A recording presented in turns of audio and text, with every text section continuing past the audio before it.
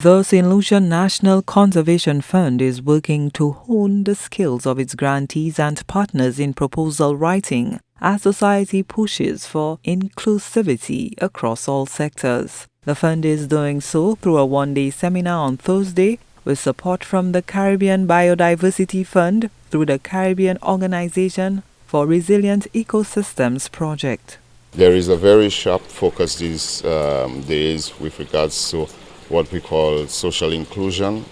That includes ensuring that there are matters related to gender integration and, of course, having that skill in being able to align projects or ensure that our projects proposals that we receive have those core tenets of social inclusion. We have an emphasis at the SLUNCF of leaving no one behind, and people get left behind, so to speak. It's because there is not that capacity to enshrine within their proposals or within their initiatives a more socially inclusive approach.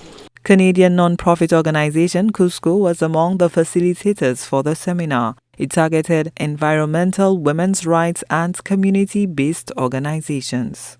This is also aligned with St. Lucia's national priority to ensure that we are leaving no one behind.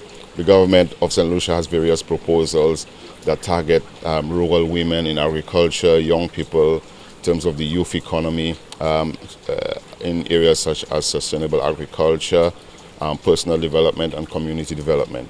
And therefore we are supporting that effort not only in terms of providing funding for grants, but also in technical support to potential grantees and to individuals. A gender-smart facility is in the pipeline. We are anticipating to have a launch of calls for proposal on what we call the Gender Smart Facility.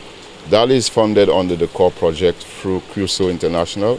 We give recognition to Global Affairs Canada, who are the funders of this entire project, and of course the Caribbean Biodiversity Fund, the CBF, in helping to source those funds through a partnership agreement with the SLUNCF.